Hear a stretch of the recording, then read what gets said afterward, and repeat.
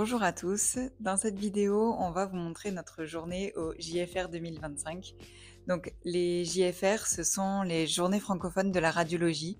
C'est un congrès qui accueille plus de 13 000 participants, que ce soit donc des radiologues, des manips, des internes, des chercheurs et des industriels, pour échanger, pour se rencontrer et partager toutes les nouveautés dans le monde de la radiologie. Positions techniques où sont regroupés donc les constructeurs des machines de radiologie, mais aussi tous les industriels qui œuvrent chaque jour pour contribuer au bon fonctionnement de la radiologie, comme donc les laboratoires de produits de contraste, les logiciels de traitement d'images, aussi la prise de rendez-vous et en fait toutes les solutions et les services d'imagerie médicale.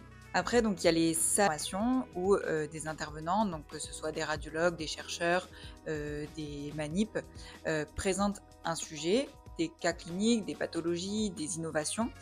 Au JFR, il y a aussi des ateliers comme l'échographie ou la mise en place, par exemple, des gestes et soins d'urgence. Bref, c'est un énorme congrès sur 4 jours. Et nous avons pu y aller cette année grâce à Simago, qui est un réseau national des centres d'imagerie d'exercice libéral. Et en fait, on a réalisé une BD en collaboration avec eux qui s'appelle Chronique de Manip. Bref, j'arrête de parler et on vous montre tout ça en images. Hello, c'est parti pour le petit vlog du jour. On part toute la journée sur les JFR. Donc là, ça y est, mon train arrive, c'est parti pour Paris. Ça y est, après l'épopée du train et du métro, sous le soleil de Paris, j'arrive au Palais des Congrès. Chana m'a rejoint et nous sommes arrivés sur le congrès à 11h30. Nous sommes allés directement au stand du réseau Simago. Nous avions annoncé en story sur Instagram et Facebook que nous serions là à partir de 11h30, mais on ne pensait pas avoir autant de monde. Franchement, encore un grand merci, ça nous touche beaucoup et on ne se rend pas compte réellement de l'impact qu'a notre compte. C'est incroyable, encore merci. Nous avons dédicacé beaucoup de BD, on n'est pas encore très doués pour ça, c'était la première fois, pas trop organisé non plus, donc c'était assez drôle, mais c'était super chouette de vous rencontrer.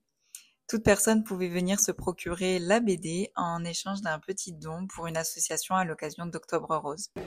Ça y est, on sort de la session dédicace. Franchement, il y a eu trop de monde. Merci beaucoup, c'est super cool. Hein. Les petits jeunes, tout ça. On a vu plein d'étudiants.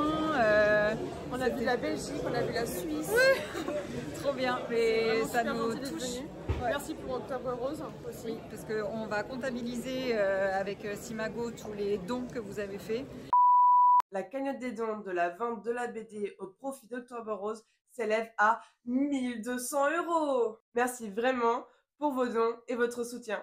Et la BD, franchement, elle a super bien marché. Et elle est grave belle. Ouais, voilà, on est super contente. Donc là, ça y est, pause repas. Il est 13h30. Et on est évidemment en retard sur le planning. Bien évidemment. On s'est posé quelques minutes pour pouvoir manger. Heureusement, on avait pris des sandwichs en sortant du train parce que sinon, on aurait perdu vraiment trop de temps.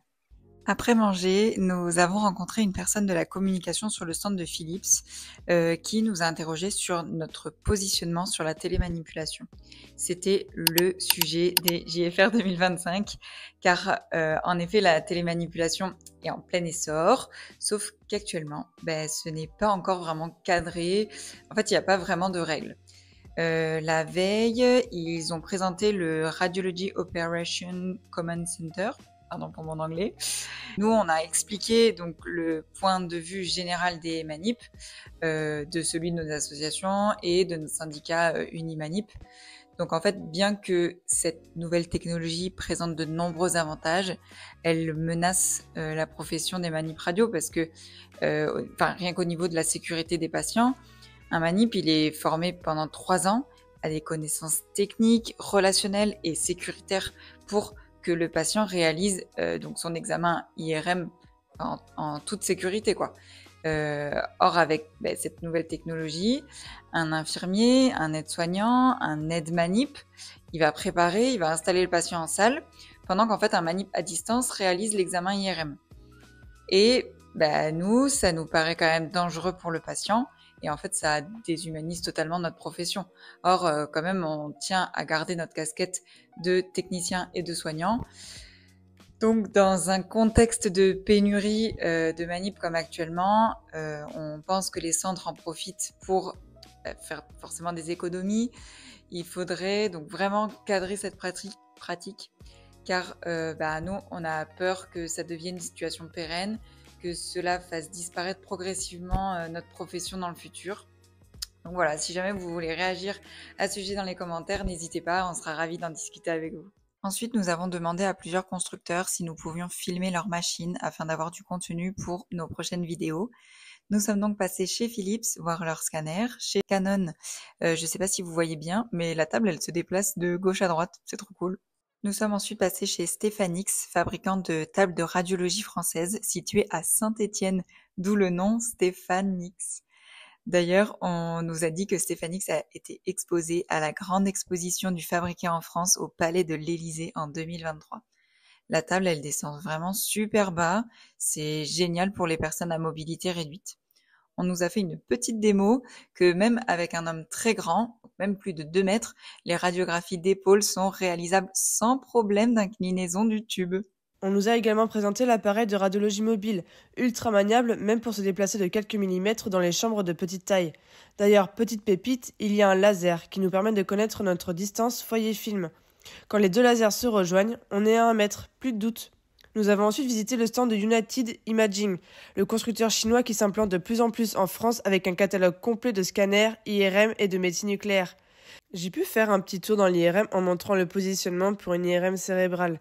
C'était sympa, il y avait même des petites étoiles dans le tunnel. D'ailleurs, si certains patients regardent cette vidéo, on voit bien que l'IRM, c'est ouvert de chaque côté. Nous avons pu voir le mammographe de chez Siemens. On nous a fait la démo du ralentissement progressif de la vitesse du mouvement des palettes au contact du sein, qui permet donc une compression optimale. Et d'autres avantages comme la stomosynthèse à large balayage, une technique de foyer flottant et des reconstructions d'images améliorées grâce à l'IA permettant encore un meilleur dépistage. Nous avions rendez-vous chez Intrasense, notamment pour nous représenter leur logiciel Myriane. Nous avons eu la chance de pouvoir apprendre dessus pendant nos études au DTS de Fontenay-le-Comte en Vendée. Bon, ça a bien changé depuis. Ce logiciel est présent dans de nombreuses écoles en France et même à Milan depuis peu. Cela permet aux étudiants de se repérer plus facilement sur les coupes de scanner, IRM avant d'aller en stage ou même de réviser l'anatomie. Les professeurs peuvent également faire des quiz grâce à ce logiciel. Franchement, c'est un super outil pour l'apprentissage. L'heure du goûter. Ah, faut qu'on monte. Oui, c'est trop bien. Ah ben on va aller là. Et Non, allez-y. Oh, ouais, allez-y. On fait passer, voilà. Là on va à l'AFPE, du coup pour aller dire bonjour. Et oui. On voulait tenter de faire une photo stylée, mais on a eu du mal à trouver le bon éclairage. Bref, voici Mélanie Ribeiro, une manip artiste incroyable. Non mais regardez-moi ces tableaux, un mélange d'art, d'anatomie, c'est tout simplement magnifique. Franchement, on est trop fans. Au stand de la FPPE, il y avait une roue de la fortune. Bon, on voulait gagner l'ensemble Bluetooth pour être honnête. Mais on a quand même eu un stylo et une gourde. On est reparti gagnante. Pour ceux qui ne connaissent pas, la FPPE, c'est l'Association nationale des manips radio, qui réalise de nombreux congrès nous permettant de nous tenir informés sur toutes les nouveautés dans notre modalité. Et ils œuvrent aux côtés du CNP-MEM pour défendre notre profession. On n'a pas filmé, mais on a aussi eu l'occasion de rencontrer Jérémy, membre du bureau du syndicat Unimanip. Et personnellement, j'ai aussi pu rencontrer Grégory, le président. Si vous n'avez pas encore adhéré, faites-le, c'est super important pour promouvoir l'exercice de notre profession. Et ici, c'est Julien Boinet. Lui, on ne le présente plus, mais en fait, il défend la sécurité en IRM, notamment via son compte Safety IRM, si vous voulez plus d'infos. Élise est repartie le soir sur Nîmes, et moi, je suis restée sur Paris, car le lendemain, j'avais encore 2 rendez-vous. Le premier était avec Jennifer de la Société française de radiologie, qui m'a présenté le kit pédagogique du projet La radiologie à l'école, pour sensibiliser les enfants de 7 à 10 ans à la découverte du corps humain et au métier de l'imagerie médicale. À travers des kits ludiques et interactifs, les élèves explorent le squelette, son rôle essentiel et les techniques de radiologie. On vous en parlera mieux dans une prochaine vidéo, mais sachez que le kit est disponible sur le site de la SFR. Mon second rendez-vous était avec General Electric.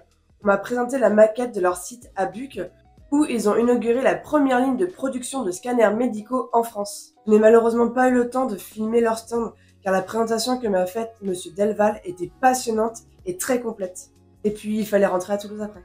Et voilà donc pour les JFR 2025. Donc on espère que cette vidéo vous aura plu. On est encore en rodage pour les vlogs, c'est pas trop encore notre truc. Et n'hésitez pas à nous laisser un petit commentaire si vous voulez qu'on continue un peu plus sur YouTube.